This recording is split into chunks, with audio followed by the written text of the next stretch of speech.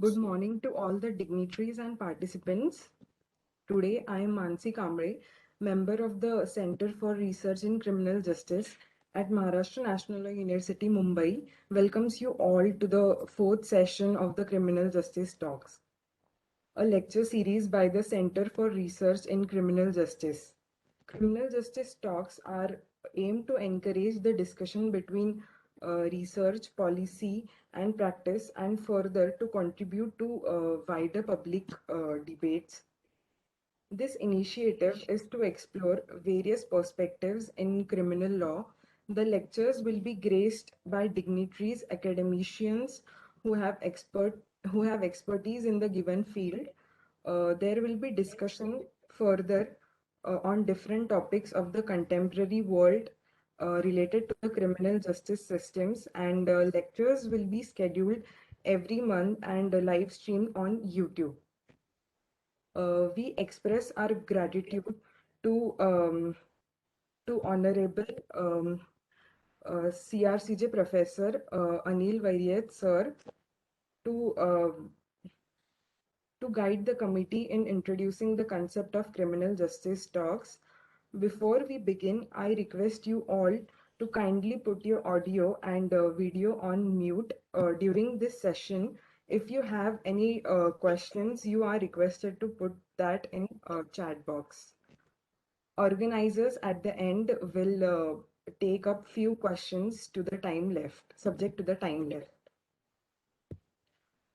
So now moving further, I would like to request our Honorable Registrar Professor of CRCJ, Anil Vairiyat sir, to give the welcome address to our today's session. Thank you, Mansi. Thank you very much. Respected guest and resource person of the day, Dr. Archana Gadkari, members of the CRCJ team, all the participants who have joined online for this program. On behalf of the Vice Chancellor, the members of the staff, faculty, and the students of Maharashtra National Law University, I extend a warm welcome to each one of you to this program. For the information of Madam, I would like to say that Madam, the Maharashtra National Law University has established a Center for Research in Criminal Justice, which has undertaken a lot of programs and has intervened in the vital areas of criminal justice and criminal justice dispensation system. For example, we had our students have conducted a research on the proposed criminal law amendments, and the report has been submitted to the Honorable Minister for the Home Affairs, Union Government of India, Sri Amit Shah ji. And now we have undertaken a pan-India major research project on revisiting the law and policy related to prisons and prison reforms.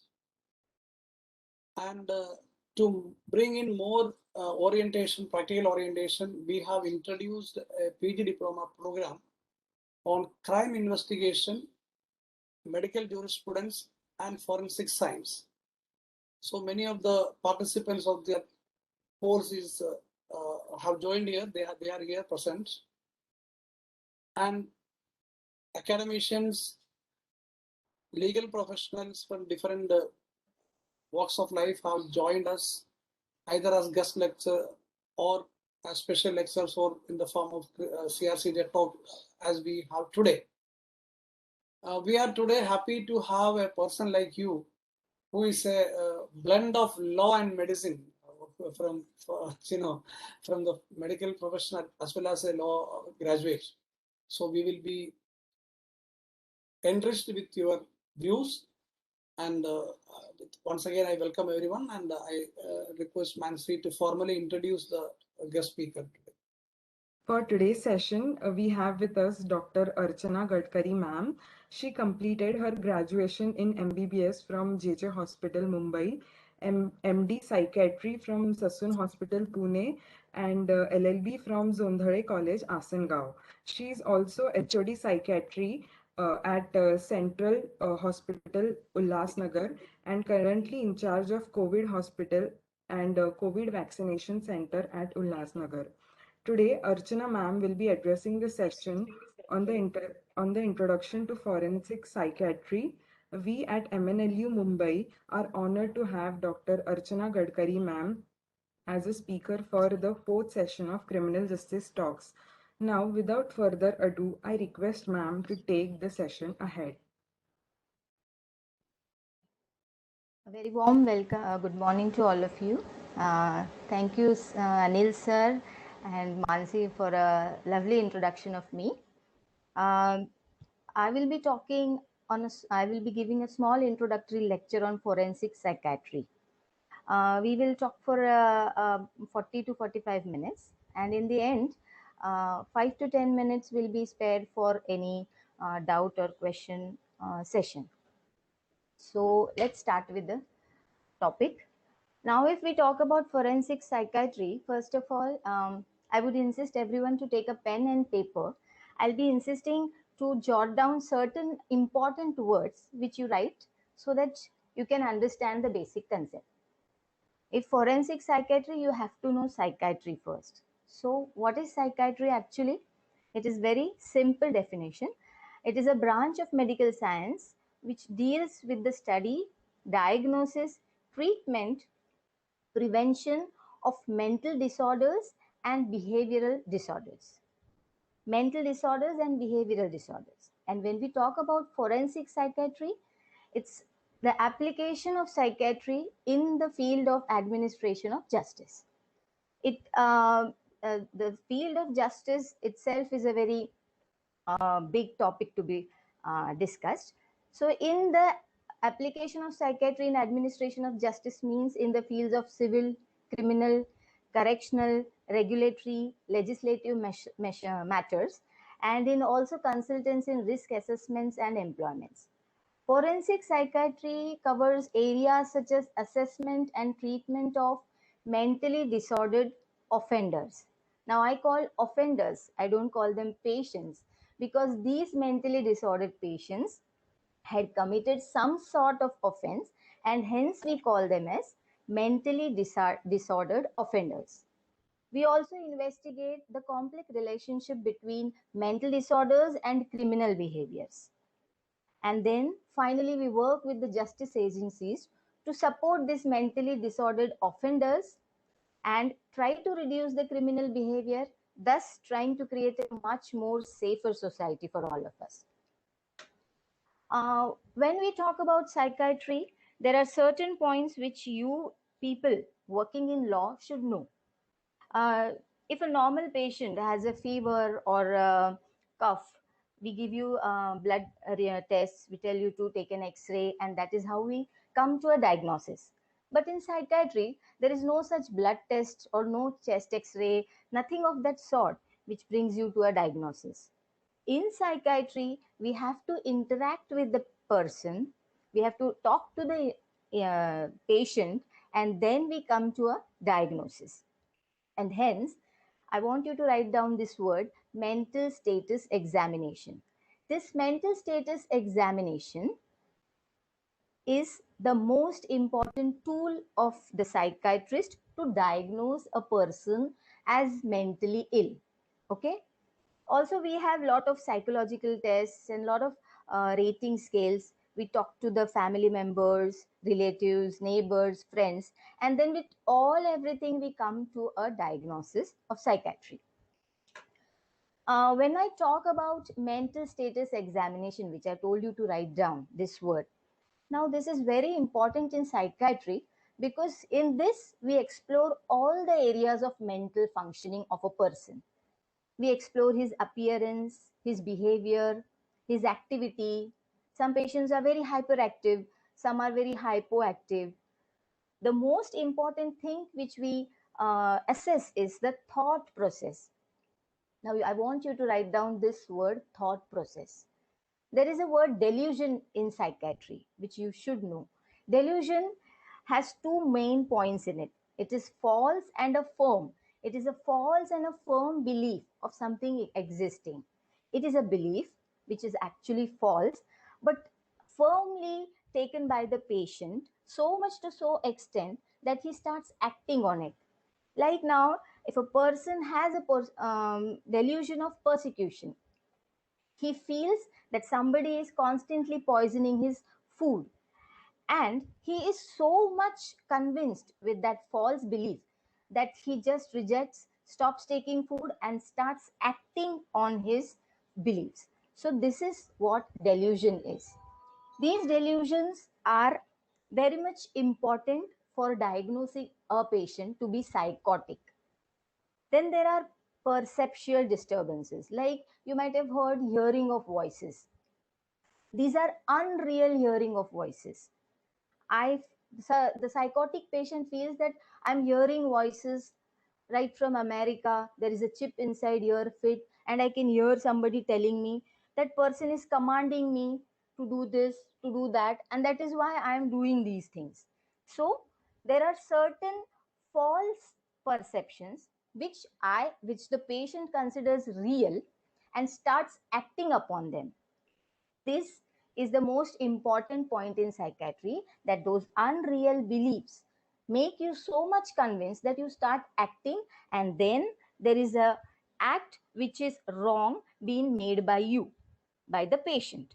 The second point which I would like you to write down is abstract reasoning. In psychiatry, our cognition or a thinking is very most important part of a individual. Okay, so for a person to be mentally fit, you have to have abstract reasoning, you have to have insight, and you have to have a good judgment. I want you to write down these words: abstract reasoning. Now what does abstract reasoning mean?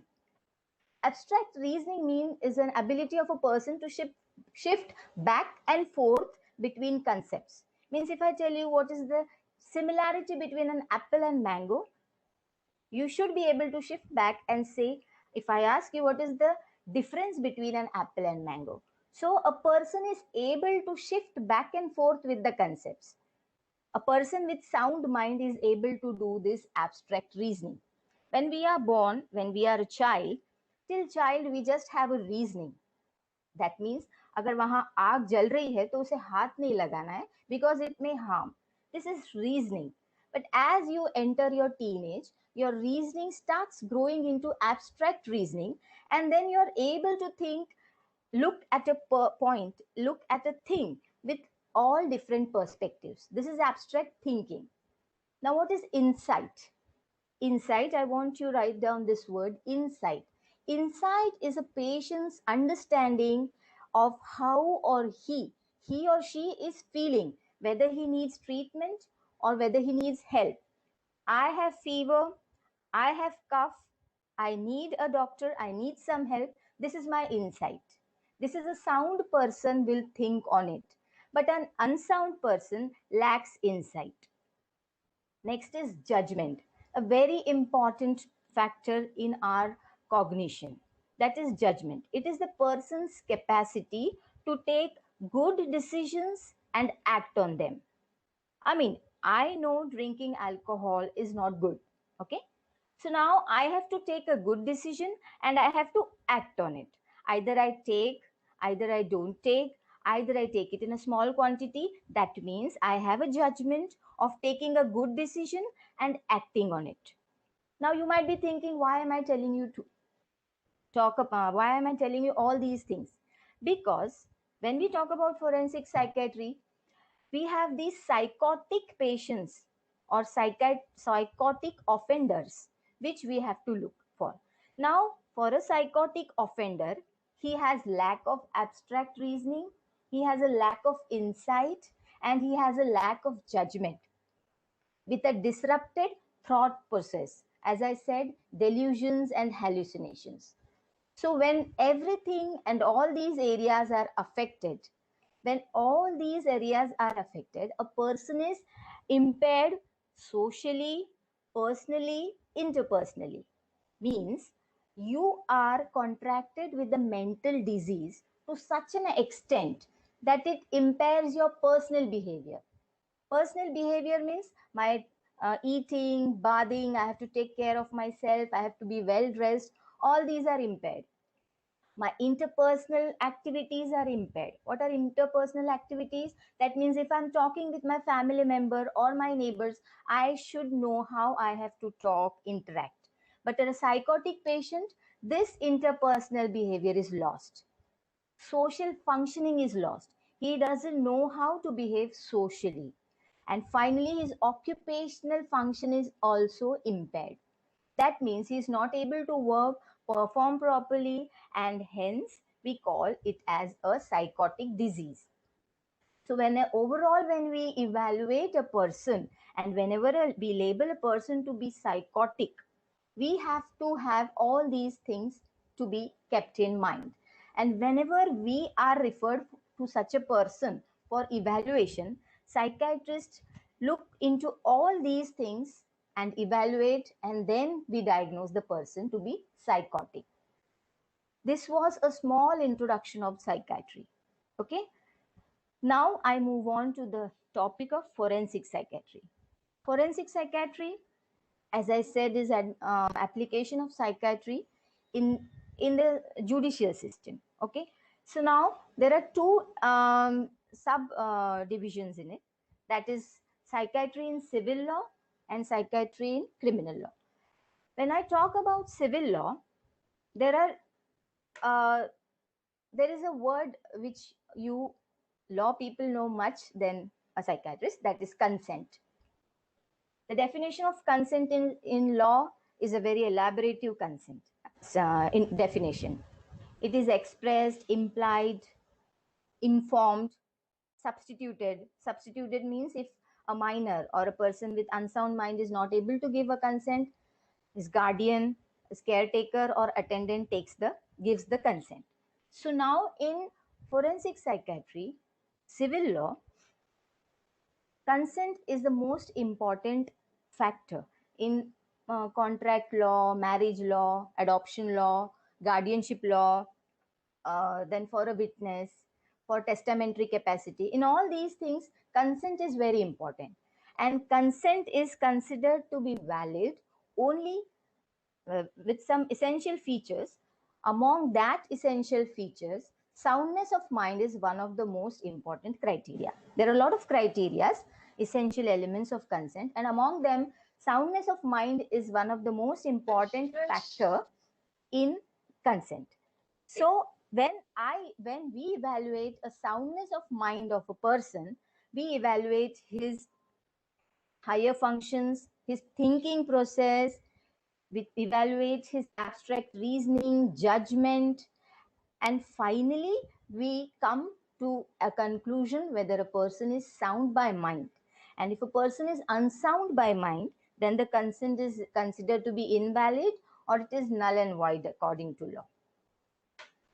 Testamentary capacity. I want you to write this word, testamentary capacity. It is a very important term. Now, this refers to a person's legal status, whether he is capable of executing a will. When I say a person with sound mind has to give a testamentary capacity, he is capable of executing a will. That means he has a understanding of his assets. He is able to identify the natural beneficiaries of the assets.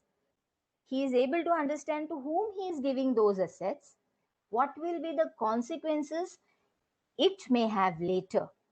So, in testamentary capacity, again, soundness of mind is the most important and essential feature.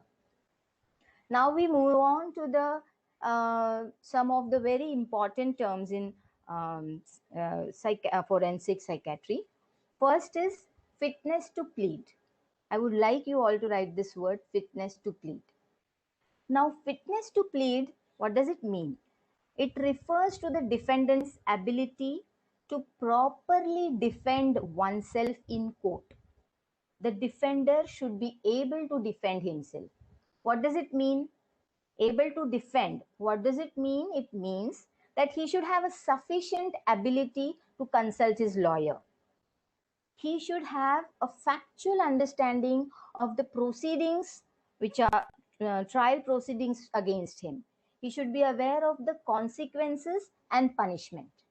And when all these factors are there, we conclude that a person is fit to plead himself, or he is competent to stand for trial. Any defendant is otherwise considered fit to plead. Okay, any defendant is otherwise considered fit to plead unless it can be proven. Now, if a person is unfit to plead, then according to law, punishment is meaningless, because unless the person is aware of his punishment, he is unaware of its purpose, the punishment has no meaning, and hence fitness to plead is a very important factor in forensic psychiatry. Now, one more important thing which you have to understand in fitness to plead is the state of the mind of the person accused at the time of the trial and not at the time of the crime. There are two things: at the time of crime and at the time of trial. He may be fit at the time of, he may be mentally sound at the time of alleged crime, but he may be mentally unsound during the time of trial. So fitness to plead, it applies the person's mental condition during the proceedings of trial. Okay. Now, if you have concern about about the defendant's fitness to plead, you can request to the court with a formal application for his assessment, and these defendants are then evaluated, and there are different possible outcomes of this fitness to plead. Either the accused may be released without any punishment, or he may be released in the community but with some mandatory supervision, or he may be placed into a non-prison psychiatry setting. So this was about fitness to plead. Now shift to the most interesting topic of insanity defense. You all write down this word: insanity defense. Insanity defense. Insane. Sane. Sane means a person with sound mind. Insane means a person with unsound mind. I hope you all might be knowing this McNaughton's story or McNaughton's rule. This person, McNaughton's, he had a delusion of persecution. Delusion, as I said, it is a false and a firm belief. He had a false but a firm belief. He had a belief that the prime minister is trying to, he is planning to kill this person, and there is threat to the McNaughton by the prime minister, and he's so much frustrated, agitated, and these hallucinations and delusions overpower him so much that one day he shoots a person, mistaking him to be prime minister.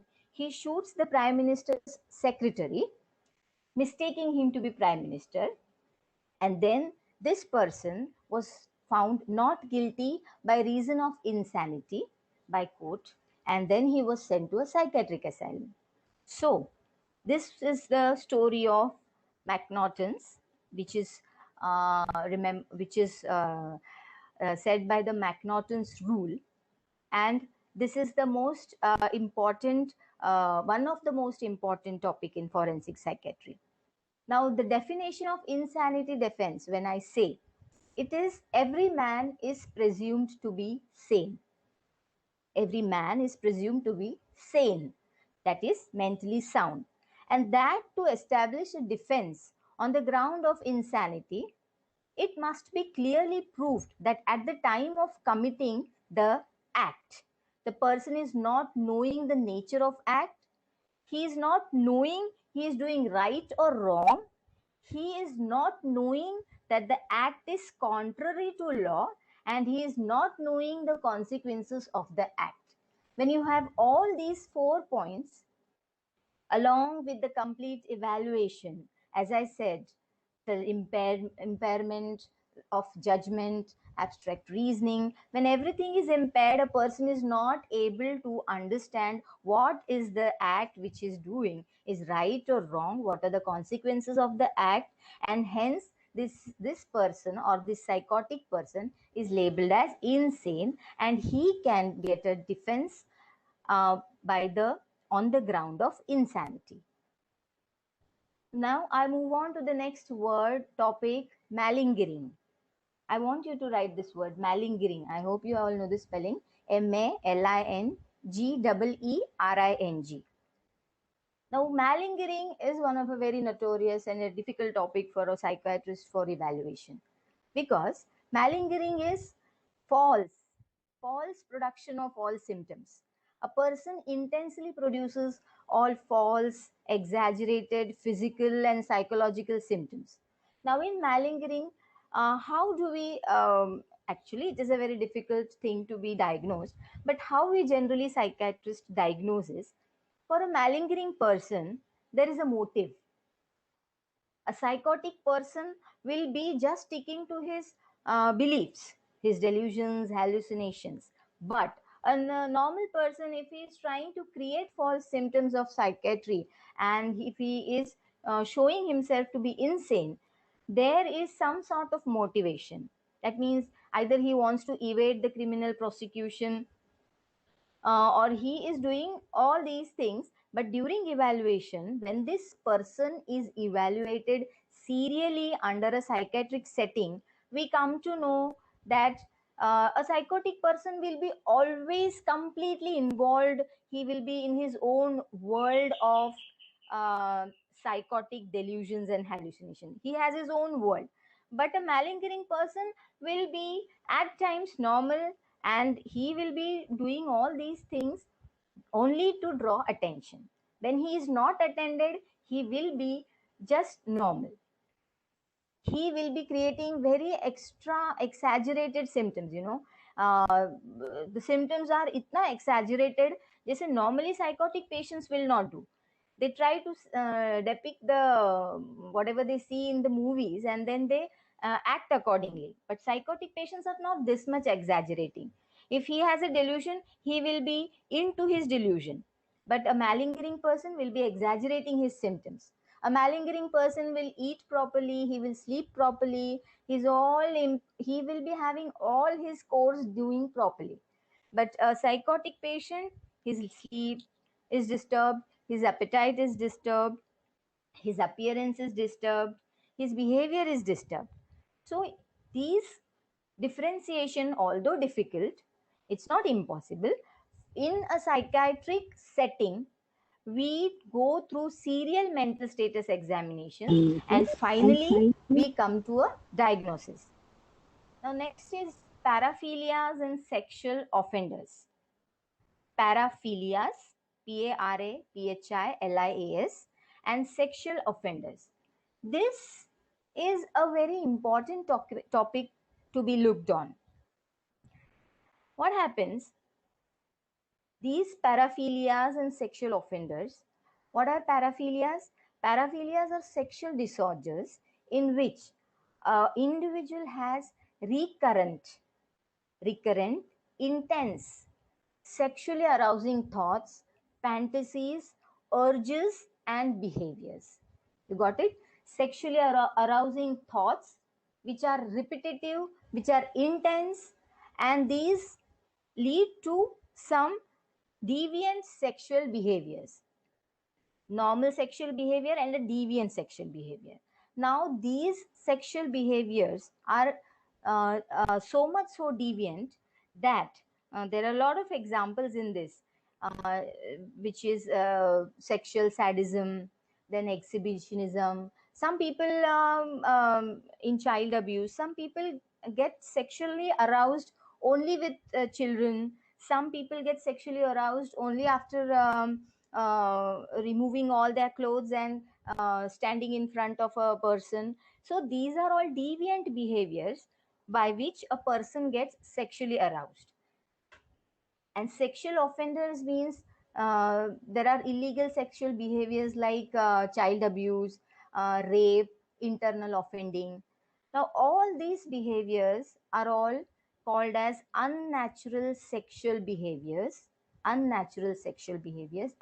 obscene acts. And all these acts are punishable by law. Now, when it's a very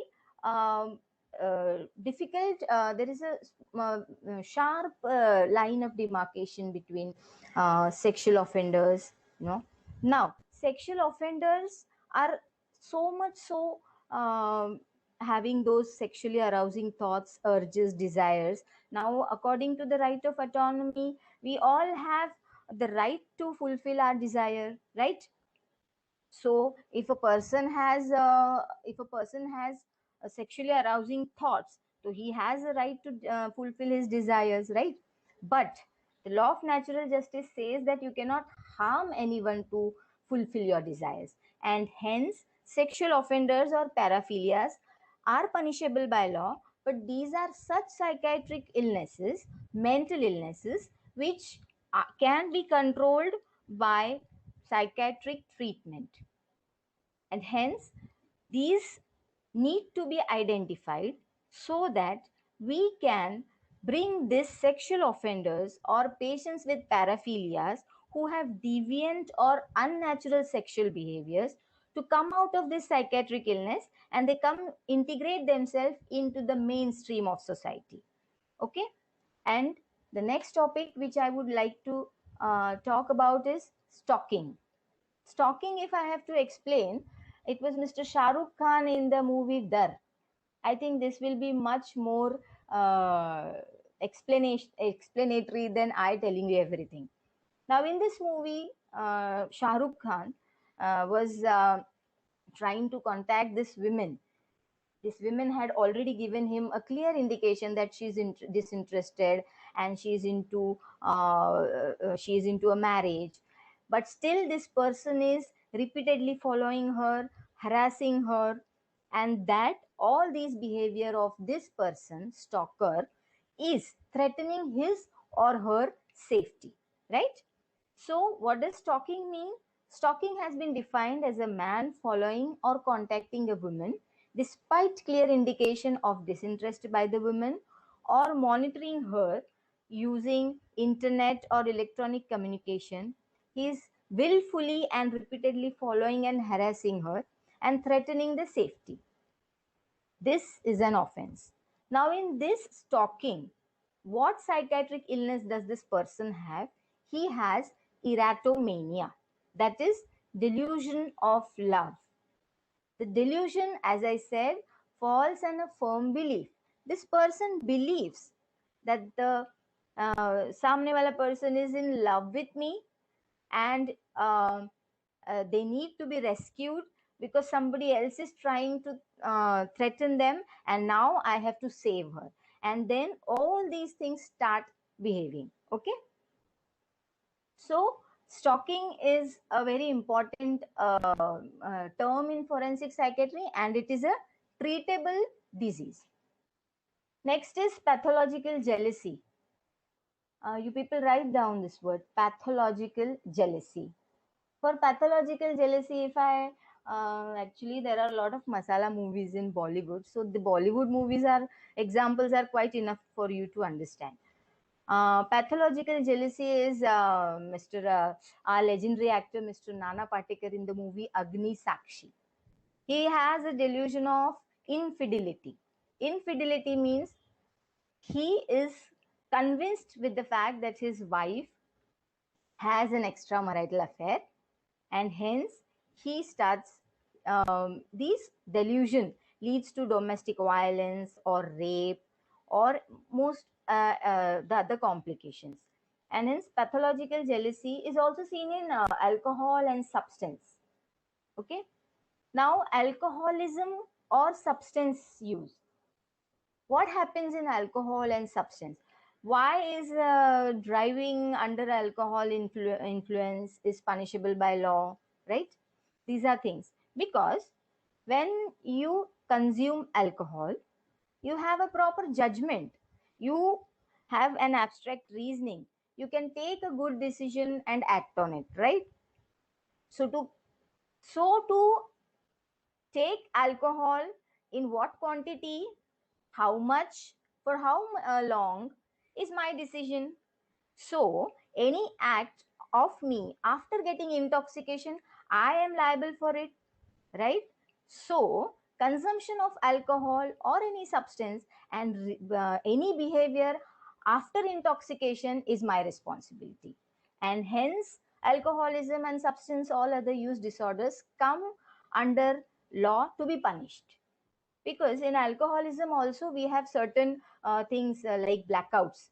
The person is with intoxication of alcohol and other substances like hallucinogens and all, the person has blackouts. He's just not able to remember kya hua tha, mujhe kuch yaad nahi hai, I've just blank for that much hours. So in that he may conduct any act which is unlawful, which is illegal. So a person as with good reasoning and judgment has to take a good decision, and then he has to act on it, and hence alcoholism and all these substance disorders are punishable by law. uh, Crimes conducted under intoxication are punishable by law. Otherwise you may think alcoholism is punishable by law. It's not like that. Now one more last point is epilepsy. Epilepsy, I hope you might have heard. It is a medical illness where a person has episodes of convulsions, fit.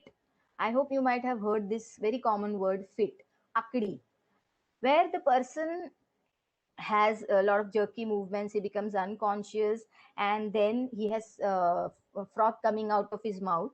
This episode lasts for 5 to 10 minutes, uh, or it can get prolonged also. But after epilepsy or after having this fit, you know, a person goes into a post fit confusional state.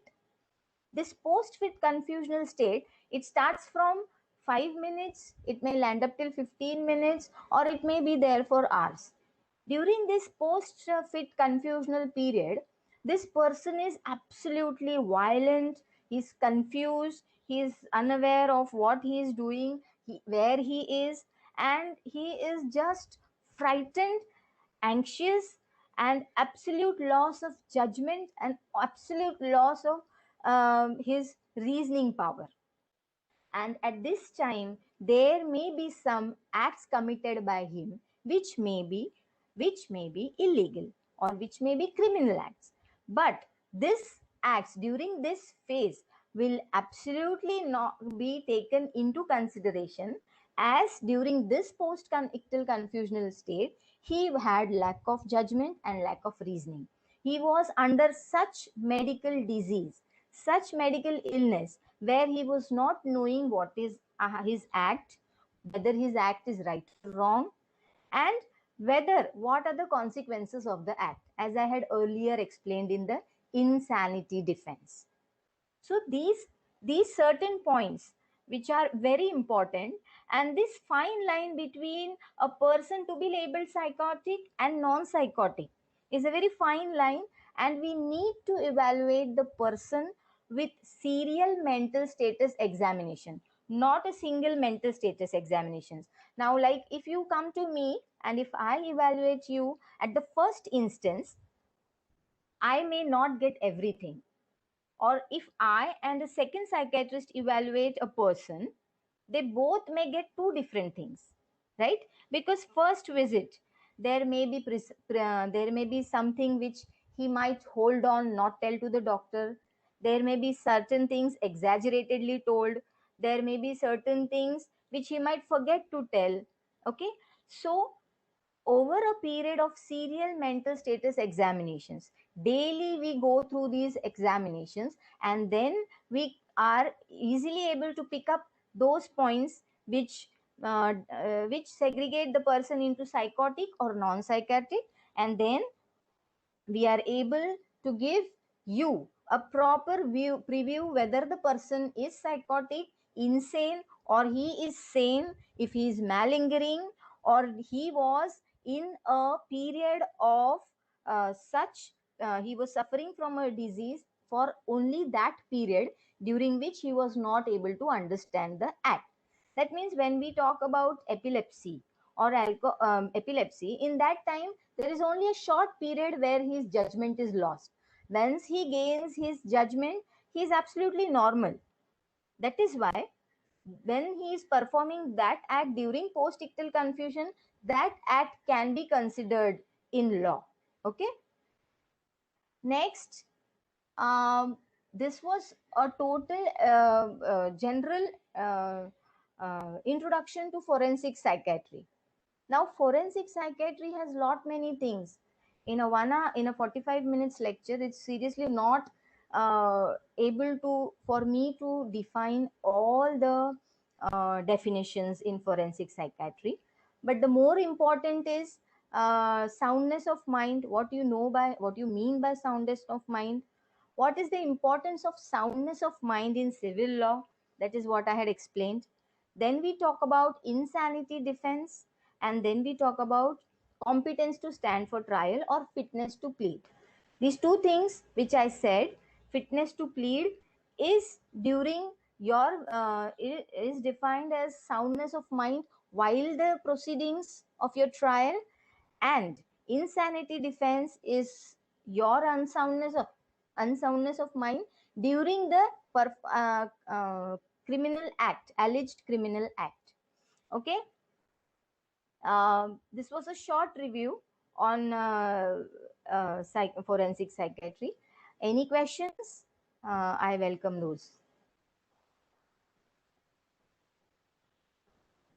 When forensic psychiatry is in very infant stage nowadays, still now, a lot of research has to be done in this field, and there are a lot of topics which have to be researched, evaluated.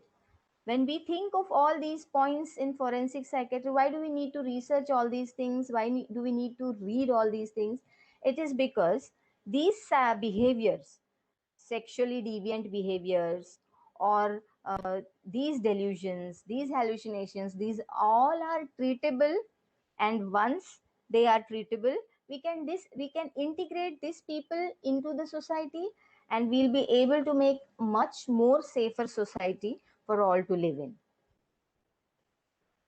Thank you.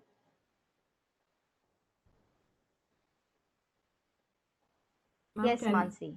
Can we take the question and answer session? Yes, sure. Okay, the first question was asked by Anurag Ankur, that what is the difference between sanity at trial and sanity at time of offense? Whether accused can be released if court satisfied that he is insane at the time of trial. Yeah, as I had explained these 2 points, sanity at trial, that is fitness to plead. Whether a person is fit to plead or if he is competent to trial, that means, is he able to understand the proceedings of the court? Is he able to understand is he able to understand the consequences of the proceedings? Is he able to understand the punishment? Is he able to consult himself with a lawyer? These all factors are considered to be whether a person is sane or competent for trial. Okay. And insanity at the time of offense is unsoundness of mind during the performance of the criminal act. These two are different.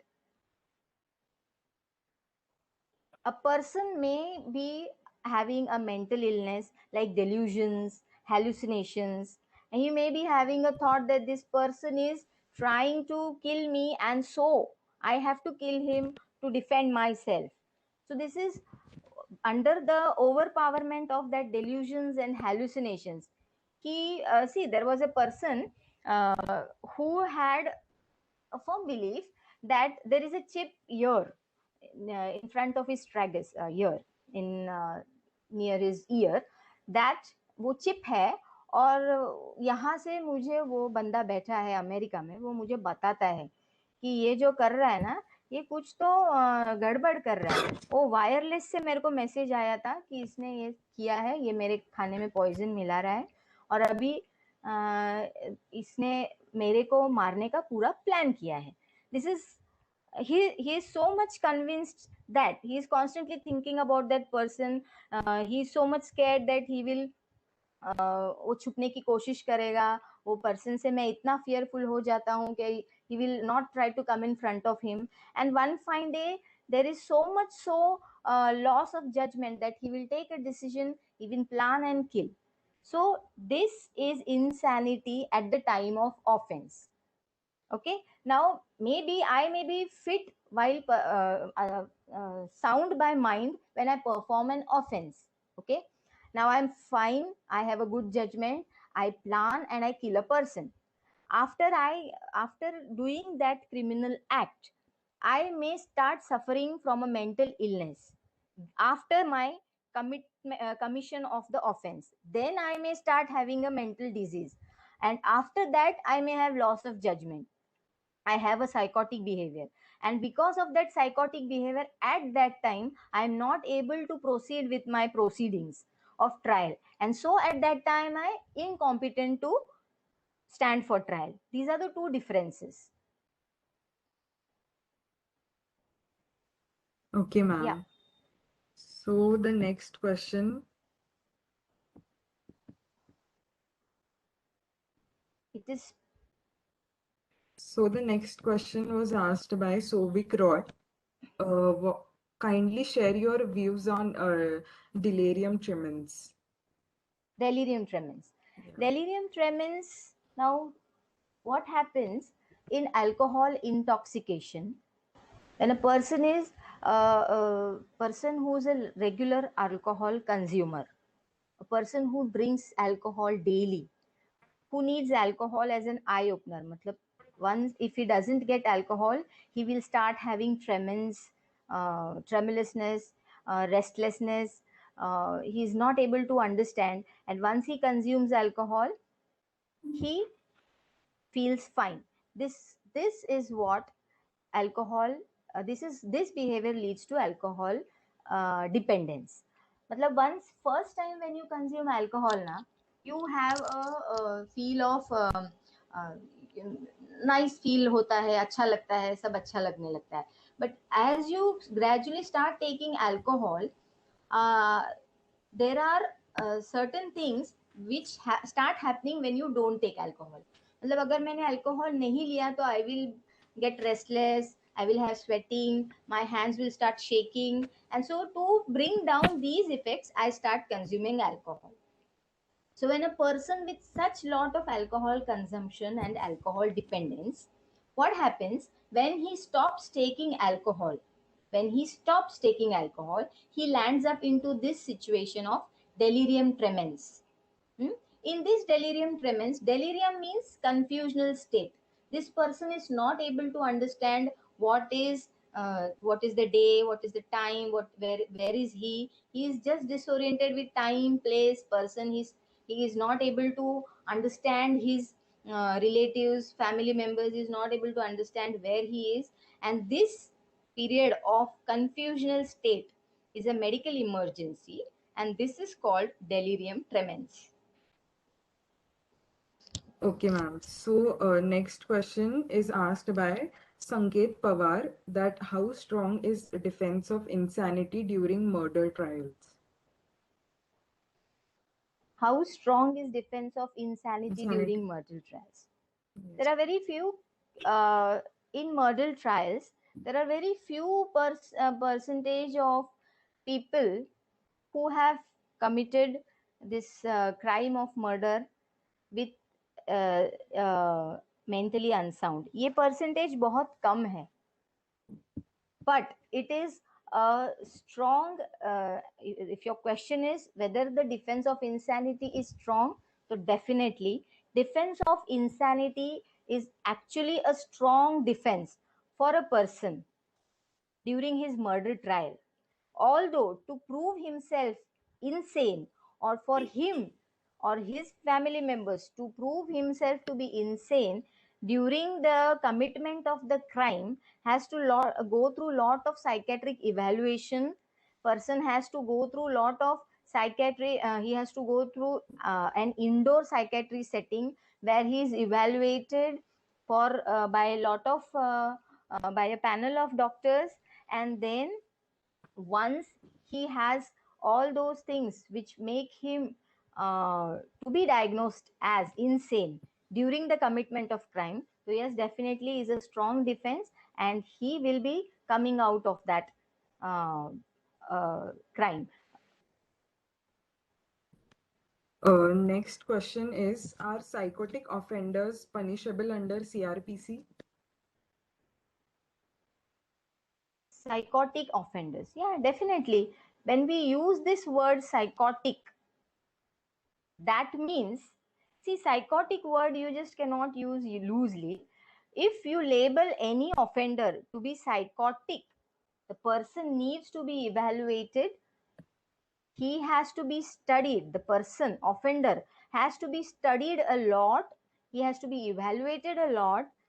And this evaluation is through his past history, whether he was on any treatment, whether his family members, his relatives, his neighbors, these all people are interviewed. Again, I said, as I said, his serial mental status examinations are done, and all these things will finally label him to be psychotic.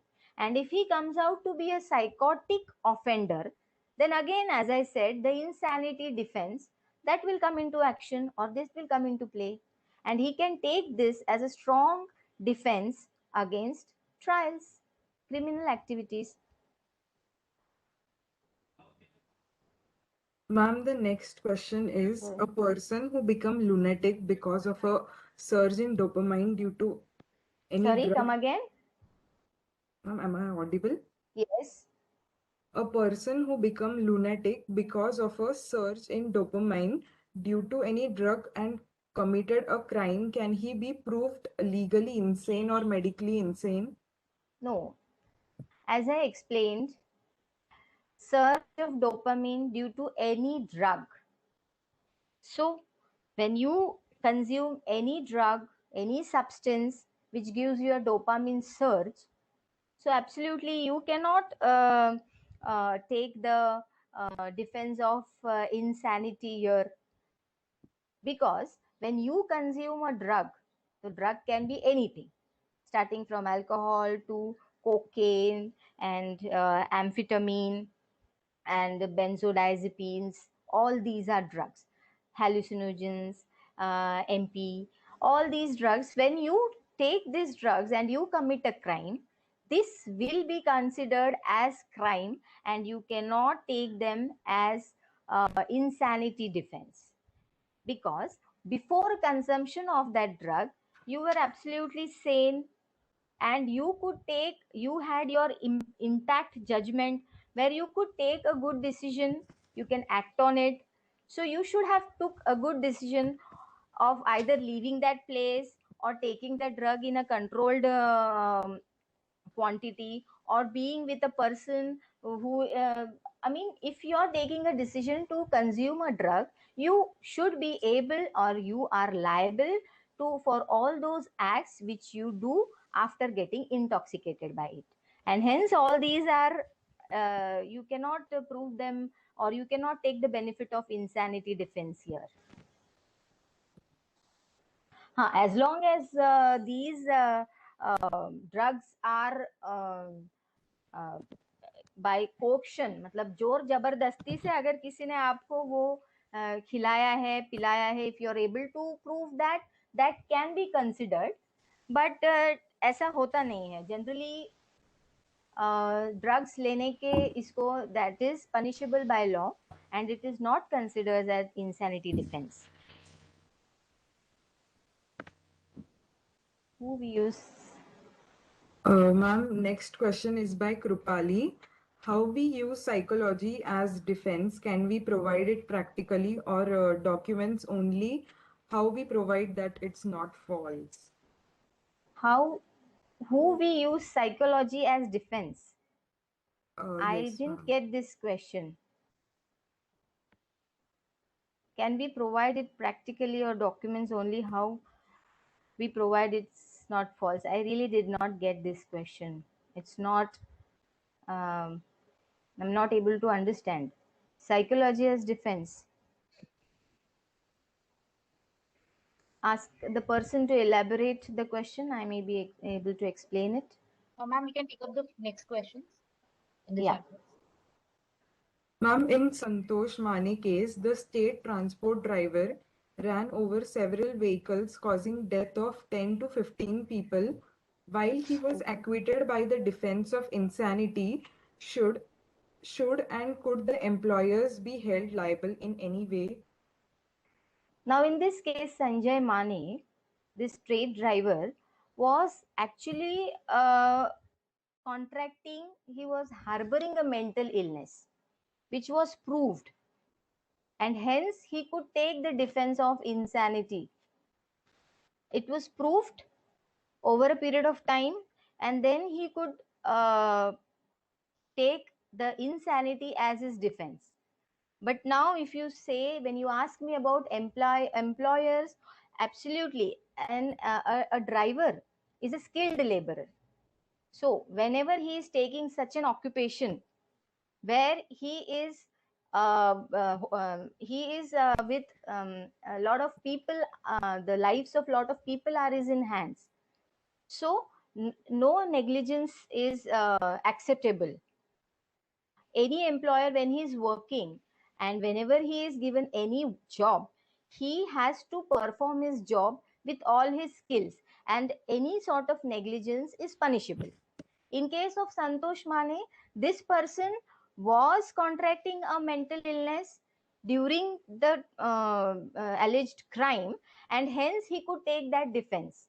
But when we talk about employers, that is why when we driving license, yeah, jab bhi when we give these drivers employments, we have to see whether we have to undergo their psychiatric evaluation, whether they are sound by mind, and then when while driving, if they take a wrong decision or if they perform any act which is illegal, they are definitely liable for punishment, because now here the point of negligence comes.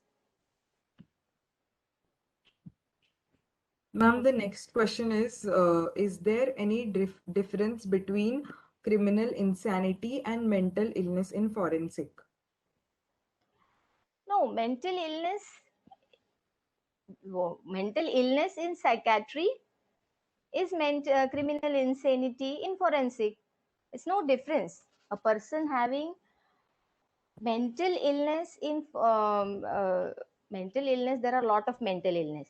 See, depression, anxiety, obsessions, these are all types of psychiatric or mental illness. But when we talk about this mental illness in psychiatry, insanity is the most important point. A person who is insane, a person with mental illness, all persons with mental illness need not to be insane. Let me be clear now. It's a very good question. All mental illnesses are not insanity. Okay? Person suffering with depression is also called to be suffering from mental illness. Mental illness का umbrella में psychotic आता है, depression आता है, anxiety आता है, alcohol आता है, drugs आता है, सब आता है under this one umbrella of mental illness. But when this mental illness of psychotic behavior, where you lose your higher cognitive functions, that psychotic behavior is criminal insanity. Okay, not all mental illnesses are criminal insanity. I hope you get what I want to say. Ma'am, now we'll take the last question, Yeah. which is asked by Athar. Unsoundness of mind in case of convicts on death roll to convert the sentence to life. What are your views on this? What's the question? Unsoundness of mind. Unsoundness Okay. of mind in case of convicts on death roll to convert the sentence to life. unsoundness of mind in case of convicts on death row to convert the sentence of my view. See, unsoundness of mind should always be considered, as our law says, that any punishment, till the person is not able to understand his punishment, he is not able to understand the purpose of the punishment, there's no point in giving him the punishment.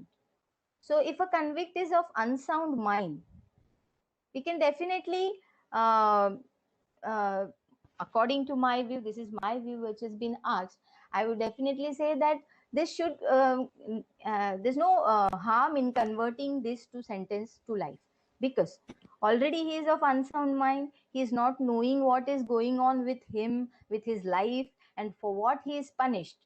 So it should be or converted to the sentence to life.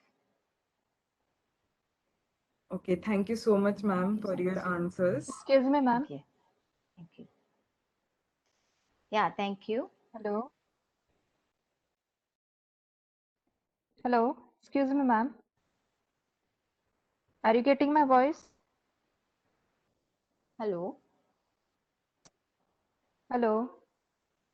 My Yes, voice is Hello. coming. Yes, ma'am. Ma'am, myself is Krupali. I just want to ask you that we will use the that psychological Hmm. psychology as a defense in a proving or the document. If we take the that report from the psychologist, the person who is in front of the court, he is not the fit for a psychology or the mentally.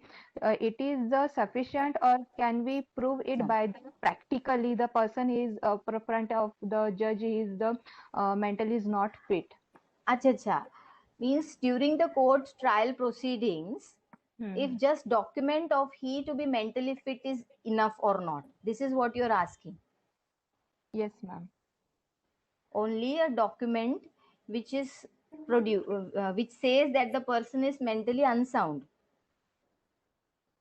Yes, ma'am. So that has to be evaluated, right? This person has to be evaluated for that during the act of alleged crime, whether the person was sound or unsound. If you have a document showing, stating that he was unsound by mind, so definitely the court will go through the documents. He will need some expert witnesses. He will be taking some assessments of the person, and then the court will label him to be insane while performing the act. But that is absolutely on the honorable court to decide whether that document is enough for the court to accept it. Okay. Yeah. Thank you, ma'am. Yeah. Okay, ma'am. Now we'll move to vote of thanks. I deem it a great honor to propose the vote of thanks to all who have helped us in making this session such a resounding success. First of all, I would like to propose a hearty vote of thanks to our today's speaker, Dr. Archana Gadkari, ma'am, for gracing today's session. Thank you, ma'am, for making knowledgeable discussion and making this session interesting and meaningful one. Now, I would like to thank our CRCJ Director, Anil Vairiyat sir, for your interesting and thought-provoking address. I would also like to thank all the coordinators of CRCJ team for making this session a great success. And finally, our wonderful participants who have turned up in such a great numbers. Thank you so much for your cooperation. Once again, I thank all of you for your cordial cooperation. And with this, we end our today's session.